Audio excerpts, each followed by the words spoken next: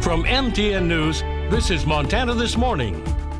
Top stories this morning. Joliet is on high alert after a man charged with exposing himself around town bonds out of jail, and a mysterious balloon floats once again over eastern Montana. We found out what it really was, and the latest on record-setting Hurricane Beryl causing chaos in the Caribbean across this week. Good morning and welcome to Montana This Morning on this Wednesday, July 3rd. I'm Augusta McDonnell. Got meteorologist Ed McIntosh in with us this week. How are ya? I'm doing great. Good. Checked on Miller. He's doing fine. He's doing fine. Yeah. Recovering from his surgery. That's right. We won't say what he really said, but he is doing well. We'll let him tell you. Well, he had his shoulder, every Friday he does his little Friday thing, so he had to go in and get shoulder surgery. Burned I'm sure out that was something. the reason. That was definitely it. Yeah. Had a lot to do with it, I'm sure. Let's take a look and see what's happening this morning. Temperatures are in the 50s across much of the area, even some 40s in the mountain foothills. Stray showers already starting to pop up. There's a lot of available moisture, so we're going to keep that chance of a shower or thunderstorm. Pretty shot with the Stockman Bank weather cam. Everything's greening up on the rims. Of course, we'll remind you, too, that that's going to be closed because of the fireworks, and want to make sure we stay safe. Temperatures up into the 70s today. We'll talk about the rest of the outlook for the holiday weekend coming up in a couple of minutes. All right, Ed, thank you so much for tracking all of that. And again, our top story this morning, the community of Joliet on high alert. A man who allegedly exposed himself to folks all over town is back in the community. This situation prompted the school district superintendent to send a warning letter to parents last spring.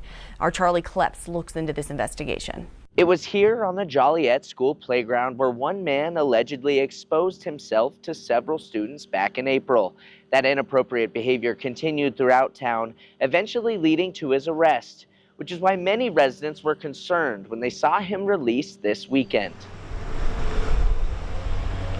There isn't a lot of crime that happens here in Joliet. Population 609. It's a small community, everyone kind of talks. So small that almost nothing goes unnoticed, especially when it's as disturbing as this. You don't think like something like that's going to happen. The more people I talk to about this, the more stories I hear. He just is creepy. He's just creeping. 66-year-old at home, a man accused of exposing himself to one person after another. From the 212 bar, The whole thing's just disgusting. to even here on the school playground. It makes my blood boil that I cannot keep my children safe in my own town. I cannot let my kids go to the park 2 blocks away because they come running home terrified of this man. Accordino, a double amputee, gets around town in a wheelchair and allegedly first exposed himself to several 10 and 11-year-old girls on the school's playground back in April. Just a few days later, Accordino was at it again, this time at the 212 bar where he was caught on surveillance video. When I went to watch the video,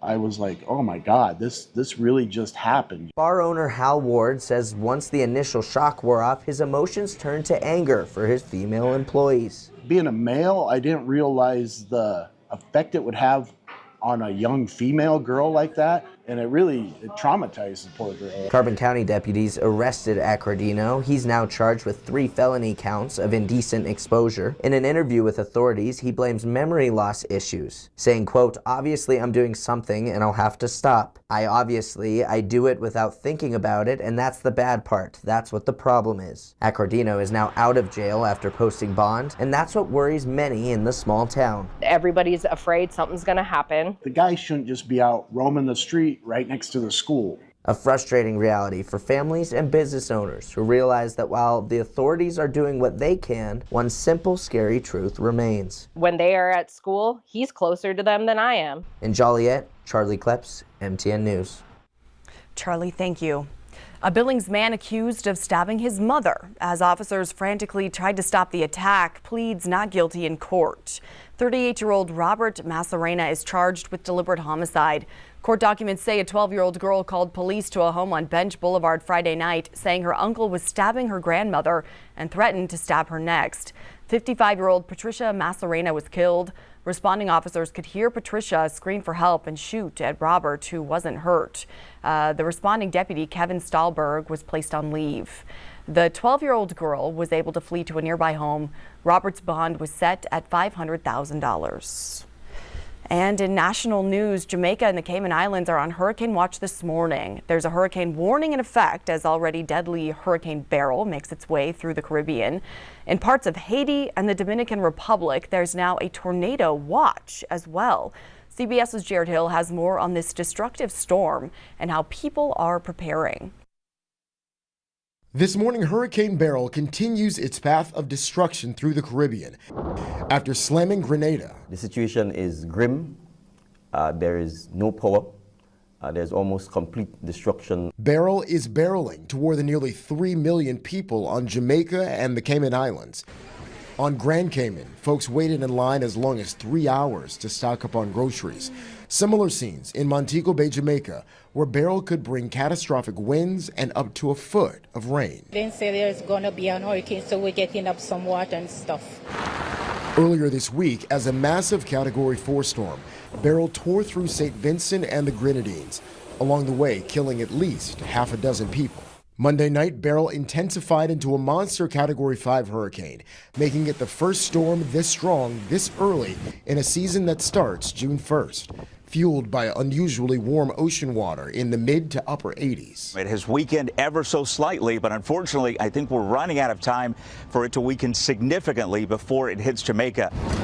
In a race against time, people rushed to airports on Montego Bay, some cutting their trip short. I'm just thinking about the safety, our safety, the safety of my wife, and I'm not the best swimmer, so I need to get out as fast as I can. Searching for safety from a storm that's already caused so much devastation. Jared Hill, CBS News. CBS News has learned airlines are trying to get people out, some adding extra flights. Others are offering flight waivers or capping fares for people fleeing the storm's path. There's also questions about whether Beryl will hit parts of Mexico or Texas in the coming days. We'll continue to keep an eye on that. And eyes were on the skies this weekend after several folks in Montana noticed a balloon floating over the Billings airspace. This sight, of course, brought back memories of the Chinese spy balloon, which crossed through the Magic City air in late January of last year.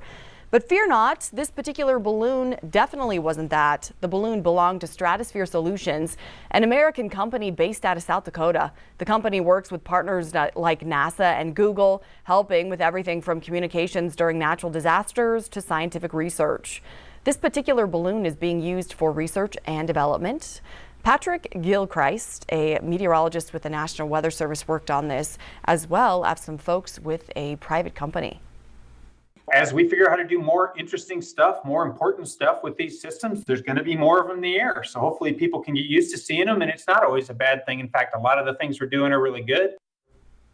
The National Weather Service launches at least 2 weather balloons daily from both Glasgow and Great Falls, which provide the data that drive their forecasts.